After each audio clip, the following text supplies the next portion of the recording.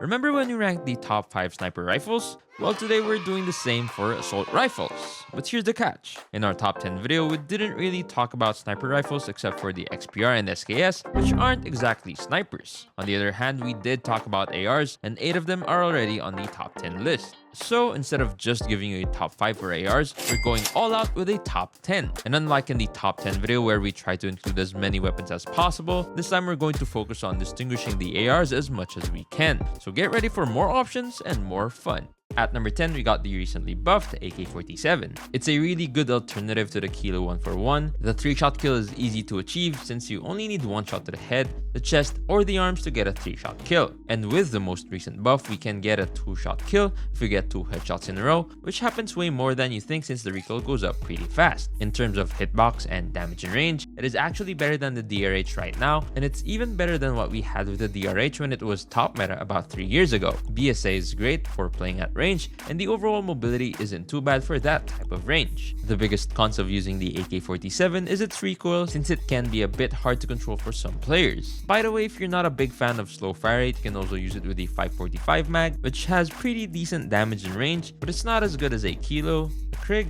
or a Grau for playing flex.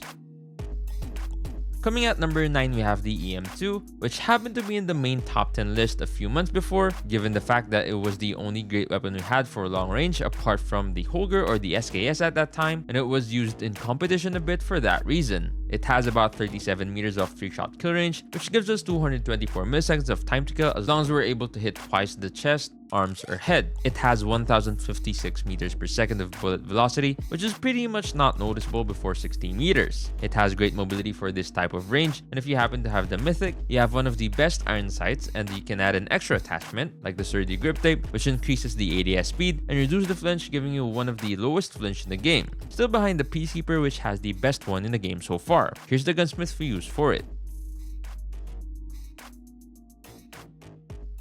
The ASM-10 is at number 8, and people often overlook this gun, even though it has been really good many times in the history of COD Mobile. Like the Man of War or the EM2, it's a 3-shot gun with a slow firing speed, but it's the fastest of these 3. But unlike the Man of War and the EM2, it's not for long distances. You should think of it like a Kilo or a Krig, or even more like a gun that's good against SMGs. I'll explain why, but I'll keep it simple. With the Branson barrel, your first 3 shots will be faster. This means if your first 3 shots hit, you'll kill the enemy really fast and only 133 milliseconds. To compare, an HVK-33 shot takes about 180 milliseconds, a KSP-1 burst takes 168 milliseconds, and a basic 3-shot with a basic ASM-10 takes 220 milliseconds. So up close, you basically have the fastest killing gun unless you count the 2-shot kill from the HVK, and this works up to 24 meters. So if you learn how to use it, which means wait until you're aiming at the enemy and then shoot, you can't lose the fight. Here's the setup we suggest for the ASM-10, and I really think you should try it.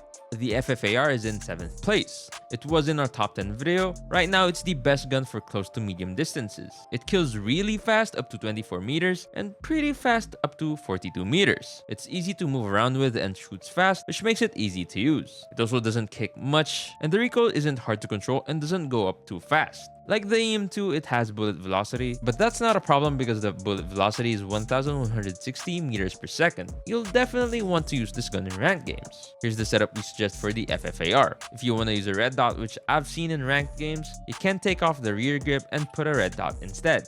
At number 6, we have the Grau. I'll tell you why I put it here. Right now, the Grau is the easiest AR to use. It has a big magazine, doesn't kick much no matter how you set it up, and has good range and movement. Even though it has bullet velocity, it's fast enough that it's not a problem. I put it below the Peacekeeper because of its range. With a basic setup, it can kill in 4 shots up to 19 meters, and in 5 shots up to 44 meters. The problem is, the FFAR can do the same thing. It's not as easy to use, but it can do it. That's why I can't put the Grau any higher. But on the other hand, even pros like it better than a lot of other ARs, now that the HVK-30 is banned in competition because it's easy to use, easy to take advantage of, and has a big magazine so you can keep shooting. Here are the 2 setups we use for the Grau. The first one is the flex setup, which you might like if you play ranked games and don't play anchor. The second one is the long range setup, which is closer to what pros usually use. The Peacekeeper is at number 5, and it's like a better version of the FFAR and the Grau. It moves moves faster, has better BSA, and can kill in 4 shots up to 34 meters without bullet velocity, which is good if your internet isn't great, but it only has a small magazine with 40 bullets. However, it reloads really fast in less than a second. One of its best features is that it has the lowest flinch in the game, as far as I know, with only 0.38. To compare, to get something as low as this, you'd have to use an EM2 with a sturdy grip tape, and you'd get 0.42. More common guns like the HVK-30 or the Grau have around 0.6 to 0.7, which is twice as much. So what does 0.38 mean? It means that when you're getting shot, even by a sniper, you won't feel anything except the damage and the recoil you already have. The biggest problem with the Peacekeeper is the recoil, which has a weird pattern, but honestly, it's worth trying to learn it. Here's the setup we use for the Peacekeeper.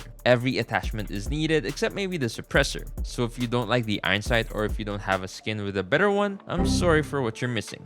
The LK24 is at number 4 and the KN44 is at number 3. They're set up the same way. Instead of talking about everything about these two guns to tell you why the KN44 is better, I'm going to show you the stats of these two guns with their best setups, and I'm going to point out everything that's good or bad for each gun. Remember, this is without a red dot, which you only need for the LK24 unless you have a good skin. To be honest, the time between shots is only 1 ms different, so it doesn't hurt the KN44. BSI is only 0.3 different, so it doesn't hurt the LK24 much. The difference in magazine size and reload time isn't that big, so it doesn't hurt the KN44 much. But the KN44 is much better than the LK24 when it comes to moving around. If you're like most LK24 users, you'll use a red dot, even if you have a legendary skin. That means you either give up more movement, making it feel really heavy, or you give up the laser, which makes the BSA a lot worse and makes the KN44 much better at range. The biggest problem with the KN44 is its recoil, but as long as you don't spray a lot at long range, it won't be a problem at all.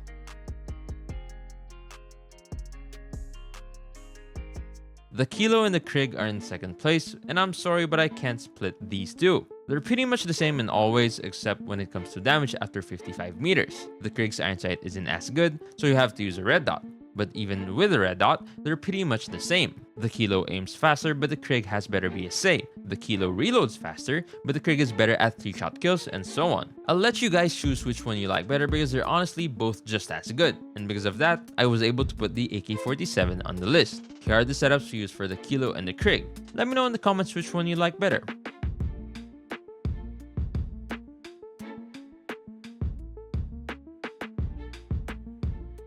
And the top spot goes to the HVK-30, of course. I don't think I need to explain why it's number 1, but I'll tell you anyway. It kills really fast at all distances, even faster than SMGs up close and LMGs far away. The only downside is the small magazine, but you'll get used to it pretty quickly. Here's the setup we use for the HVK-30. What's your favorite AR this season? Let us know down in the comments below. One thing that'll make you effective as an AR user is trigger discipline. You can learn more about that right here. Thanks for watching, and I'll see you on the next one.